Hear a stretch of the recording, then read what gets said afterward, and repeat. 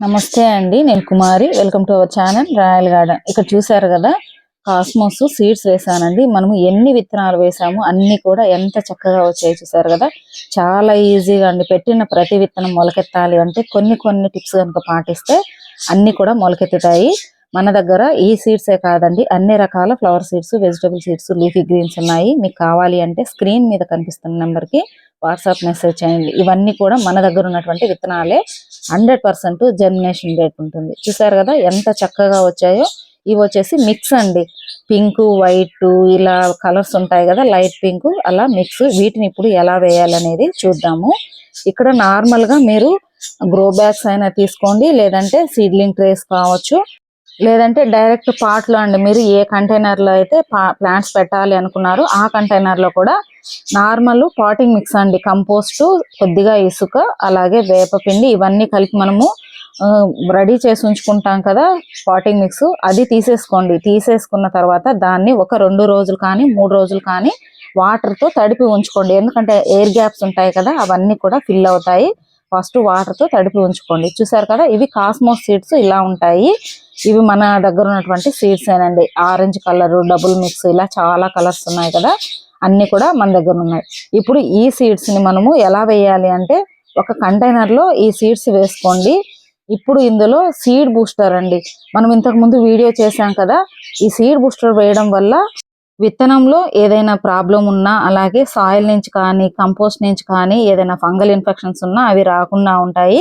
కాబట్టి ఖచ్చితంగా seed booster కలుపుకోవడం వల్ల పెట్టిన ప్రతి ఒక్క విత్తనం కూడా జర్మినేట్ ఉంటుంది. ఇప్పుడు మనం తీసుకున్న పాటింగ్ మిక్స్ ఉంది కదా, ఆ పాటింగ్ మిక్స్ లో టిష్యూ పేపర్స్ అండి. ఈ టిష్యూ పేపర్స్ వేయడం వల్ల చాలా మంచి రిజల్ట్ అయితే ఉంది. నేనైతే ఇప్పుడు ఈ మెథడ్ నే ఫాలో అవుతున్నాను ప్రతి ఒక్క విత్తనము వేయడానికి. ఇలా అంటే మనం వేసిన విత్తనాలు ఒక్కొక్కసారి లోపలికి వెళ్ళిపోతూ ఉంటాయి కదా వాటర్ చేసినప్పుడు, అలా వెళ్లకుండా చాలా బాగా గ్రోత్ రిజల్ట్ అనేది ఉందండి. ఇప్పుడు ఈ టిష్యూ పేపర్ ని డైరెక్ట్ గా ఈ పాటింగ్ మిక్స్ మీద ఒకసారి వేసేసుకోండి. తర్వాత మనం తీసుకున్న కాస్మోస్ విత్తనాలు ఉన్నాయి కదా, ఇందులో కొంచెం అండి, ఒక చిటికెడంతా సీడ్ బూస్టర్ వేస్తే సరిపోతుంది. ఎక్కువ క్వాంటిటీ అవసరం లేదు. ఇంతకు ముందు వీడియో చేసినప్పుడు టిష్యూ పేపర్ వేసి నేను విత్తనాలు వేసానండి. చాలా మంది డౌట్ అడిగారు, ఈ టిష్యూ పేపర్ వేశారు కదా దాన్ని మళ్ళీ తీయాలని. అవసరం లేదండి, ఆ టిష్యూ పేపరు మనకు డీకంపోజ్ అయిపోతుంది, తీయాల్సిన అవసరం ఉండదు. ఇప్పుడు ఇందులో చిటికెడు చూసారు కదా ఎంత వేసానో. వేసిన తర్వాత ఆ మనం వేసినటువంటి సీడ్ బూస్టర్ ఏదైతే ఉందో ఆ విత్తనాలకి బాగా పట్టుకునేలాగా కొంచెము బాగా మిక్స్ చేసుకోండి. ఈ సీడ్ బూస్టర్ ఏదైతే వేసామో అది విత్తనాలకు మొత్తము బాగా పట్టుకోవాలండి. అంటే ఒక కోటింగ్ లాగా పట్టుకొని మనం అందులో వేయడమే బాగా పట్టేసుకుంటుంది.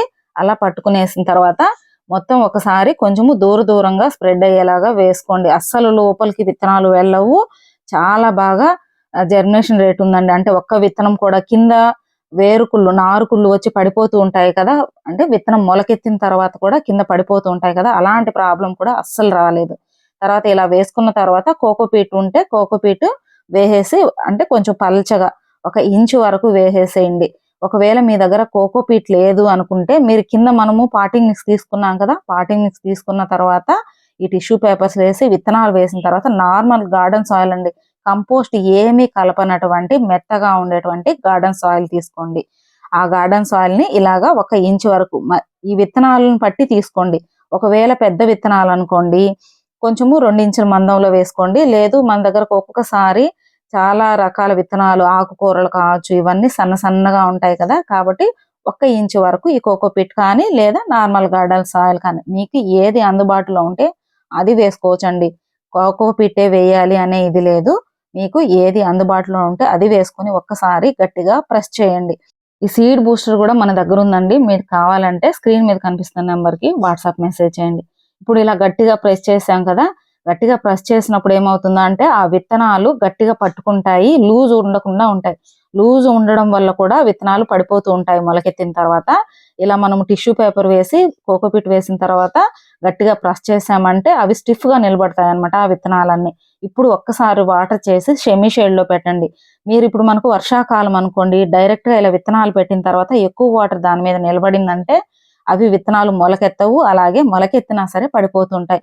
కాబట్టి మీరు ఈ ఒక్కటి చెక్ చేసుకుని వర్షము ఎక్కడైతే పడదో ఆ ప్లేస్ లో పెట్టుకోండి. ఒక్కసారిగా 3-4 ఇంచులు పెరిగిన తర్వాత మాత్రమే డైరెక్ట్ గా షిఫ్ట్ చేసుకోండి. తర్వాత మీకు వేళ దగ్గరగా ఉన్నాయంటే అప్పుడు వాటిని ట్రాన్స్‌ప్లాంట్ అంటే దగ్గరకి ఉంటే ట్రాన్స్‌ప్లాంట్ చేసుకోవచ్చు. మనకు వారం నుంచి 15 రోజులకంతా కూడా పెట్టిన ప్రతి ఒక్క విత్తనము జర్మినేట్ అవుతుంది. చూసారు కదా! ఇందులోనే ఎన్ని విత్తనాలు ఈ టమాటా, ఈ ఆకుకూరలు ఇవన్నీ కూడా అక్కడక్కడ పడి మన గార్డెన్‌లో ఉంటాయి కదా! అక్కడక్కడ పడి అవన్నీ వచ్చాయండి. ఎన్ని విత్తనాలు పెట్టామో అన్నీ కూడా ఎంత బాగా వచ్చాయో చూసారు కదా! మీరు ఈ విధంగా అండి టిష్యూ పేపర్ విధానంలో ఒకసారి ట్రై చేయండి. మంచి రిజల్ట్ ఉంటుంది. వీడియో ఎలా అనిపించిందనేది కామెంట్ చేయండి. అలాగే మీరు ఈ విధానం ట్రై చేసిన తర్వాత మీ సక్సెస్ రేట్ ఎలా ఉందనేది కూడా నాకు కామెంట్ చేయండి. ఫస్ట్ టైమ్ గనుక మన ఛానెల్‌ని చూస్తున్నట్లయితే సబ్స్క్రైబ్ చేసుకోండి. అలాగే ప్రీవియస్ వీడియోస్ అన్ని కూడా ఒకసారి చూడండి. థాంక్స్ ఫర్ వాచింగ్ అండి.